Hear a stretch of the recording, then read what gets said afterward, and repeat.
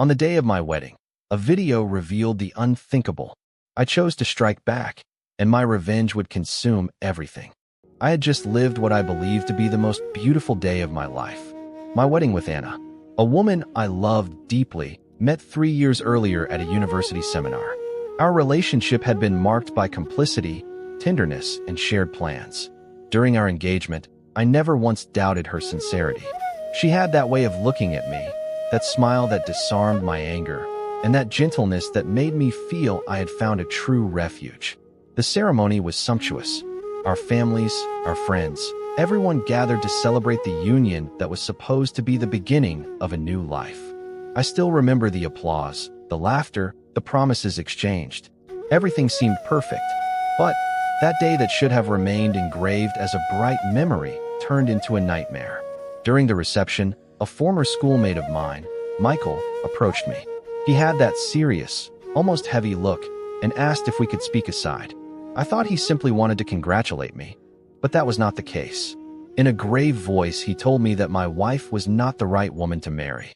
I froze. Then he took out his phone. On the screen, a video. Anna, the woman I had just married, with 3 men. My heart stopped. My hands trembled. I refused to believe it, but it was her. I felt my legs give out. I handed the phone back to Michael, unable to speak. My gaze remained frozen, my ears were ringing, and my throat tightened. How could this be true? The face I had seen on the screen was not that of a stranger. No, it was indeed Anna, my wife, my new spouse. Every move, every smile in that video confirmed what I refused to accept. I tried to remain calm. Guests laughed, danced, sang, and I felt like a stranger in the middle of a theater. Michael put his hand on my shoulder and said softly, "I'm sorry, but I couldn't let you plunge ahead with your eyes closed." I said nothing. If I'd listened to myself, I would have screamed. But I knew a scandal at that moment would destroy everything on the spot. So I swallowed my tears, took a deep breath, and returned to the party. I smiled mechanically, kissed my relatives, but deep down I was no longer there. When the guests began to leave, the facade I had built threatened to collapse. My heart beat too fast, my hands trembled. I wanted to confront Anna, ask for the truth, get explanations, even though I already feared what I would hear. As the last car left the driveway, I called her into our bedroom. She came over, so joyful, thinking I wanted to prolong the magic of the evening. When Anna entered, I could no longer hold back my emotions. My eyes were red, my fists clenched. She immediately noticed that something was wrong. "Honey, what's wrong?" I showed her the phone I had kept. The video was still there, frozen on her face. Her eyes widened. For a few seconds, she was speechless. Then, she sighed, put her hands on her face, and spoke in a broken voice. I knew one day this might come back. I felt like collapsing. She didn't deny it. She didn't even try. Not a word to say it wasn't her. Not a tear to play the innocent. No, she simply admitted it. "It was before you," she said, trembling. "I was lost, I did anything. I didn't respect myself. I looked for sensations to fill a void. But since I met you, everything changed." Her words pierced me like knives. How could she hide such a past from me? We had had deep conversations, talked about everything, our fears, our hopes, and she had never once mentioned this dark part of her life. I looked at her, and I saw both the woman I had fallen in love with and a stranger I did not know. My heart screamed to reject her, but reason sought to understand. I told her in an icy voice, "You ruined our marriage, on the first day."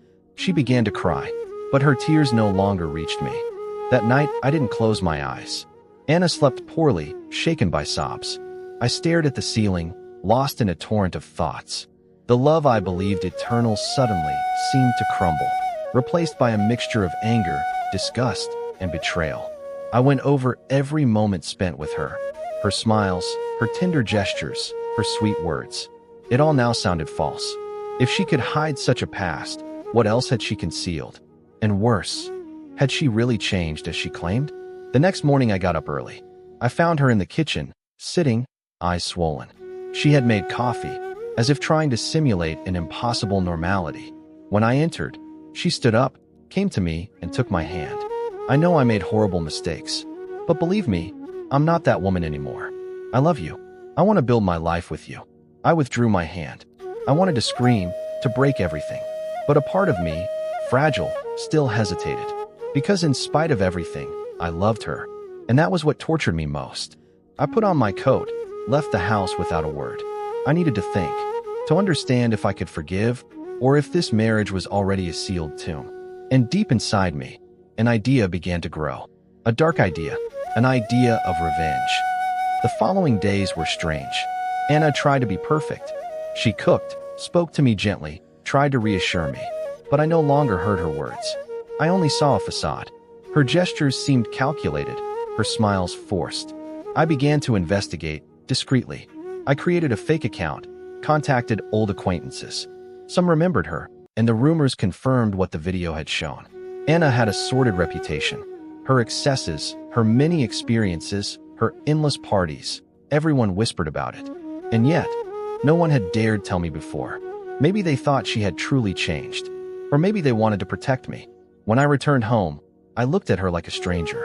And the more I discovered pieces of her past, the more a dull anger grew inside me. She had betrayed me, not only by her acts, but by her silences. One evening, I asked her straight in the eyes, "Did you at least tell me the whole truth? Or must I discover other videos, other stories?" She lowered her head. Silence. That was enough to understand that her past was darker than I imagined. And then I made a decision. I wouldn't leave her. No, I wouldn't give her that easy escape. She would pay, but in a way she would never forget. I began to play the role of the loving husband. Every morning I kissed her before leaving for work. Every evening I returned with flowers, little attentions, tender words. Anna believed in a reconciliation. She thought I had decided to turn the page. But in reality, I was crafting a plan. I knew her greatest fear, losing the image she had tried to build for herself, that of a new woman, respected, worthy of love. If that image collapsed in front of everyone, it would be her worst nightmare. So I started gathering the videos, the messages, the testimonies. I found former partners willing to talk, some even happy to give me sordid details. Every piece of the puzzle became a weapon. Meanwhile, Anna continued to live in illusion. She laughed again, made plans, talked of travel, of children. She sincerely believed I would forget. But I watched her with a smile that hid my hatred. Every tender word I spoke was a bullet I prepared to fire. Every embrace was camouflage. I knew the moment would come. And when it did, I didn't want just to leave her. No, I wanted to destroy her. I wanted her to feel the shame, the humiliation, the pain I had endured that night when my world collapsed in front of a single video. 3 months passed like that. 3 months in which I played the model husband while secretly weaving my web. I had gathered everything. The videos, the conversations, the testimonies. I even discovered that some of her old exploits still circulated on obscure forums. I began to discreetly contact people from her current circle. Friends, colleagues, even some family members. Always under the pretext of sharing memories. I let slip hints, insinuations, enough to arouse their curiosity. Then the perfect opportunity came. Anna was planning a big party at home to celebrate our 3rd month of marriage. She wanted to show everyone how happy we were. I smiled. It was the ideal moment. That night the house was full. Laughter flew, glasses clinked. Anna shone. She wore a beautiful dress. Her eyes sparkled. She truly believed we were a strong couple again. In the middle of the evening, I raised my glass to make a toast. All eyes turned to me. I spoke of love, trust, truth, and everyone applauded. Then, I took out a USB stick. I plugged it into the big screen we had set up to show photos from our wedding. But what appeared were not photos. It was a video, and Anna went pale. Silence fell over the room. Laughter stopped, glasses froze in midair. On the screen, Anna, exactly as I had discovered her, in a degrading scene with 3 men. The images played, brutal, undeniable. The guests were stunned. Some looked away, others covered their mouths in shock. Murmurs began to spread. "No, it can't be. Is that her? Oh my God." Anna collapsed. She ran to the screen, screaming, crying, begging me to stop. But it was too late. Everyone had seen. I then spoke in a calm, almost icy voice. "Here is the woman I married. Here is the one who claimed to be honest, changed, worthy of trust. I only discovered this on our wedding day." All eyes turned to her. There was no longer admiration, no respect. Only judgment, pity, sometimes disgust. Anna fell to her knees, tears flowing endlessly. She shouted, "It was before him. I've changed, I swear. But no one seemed to listen. The damage was done. Her image, her reputation, everything she had tried to protect had been shattered in one evening.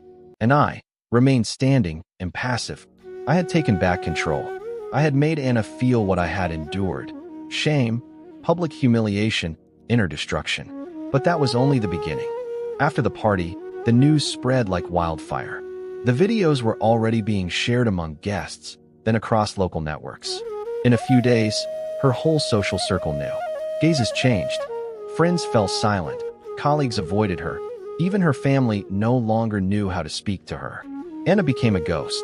She barely went out, cried through endless nights. She begged me to forgive her, to stay by her side, not to abandon her in the hell her life had become.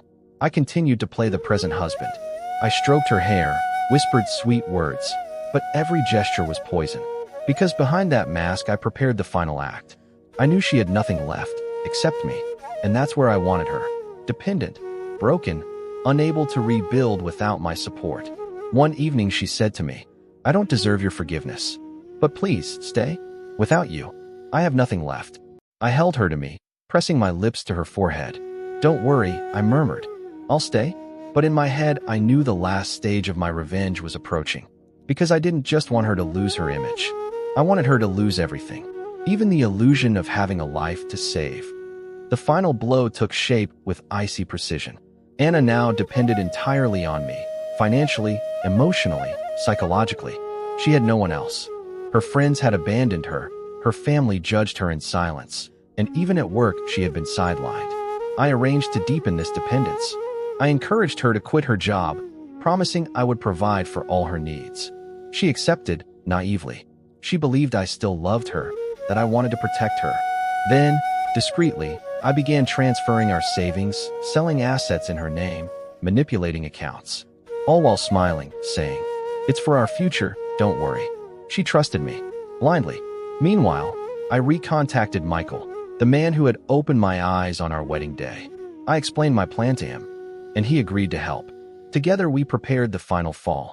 When everything was ready, I waited for the right moment. A quiet evening in our living room. Anna, fragile, nestled against me. "Thank you for staying, darling. You're my only reason to live." I looked her straight in the eyes, a cold smile on my lips. "You don't understand, Anna.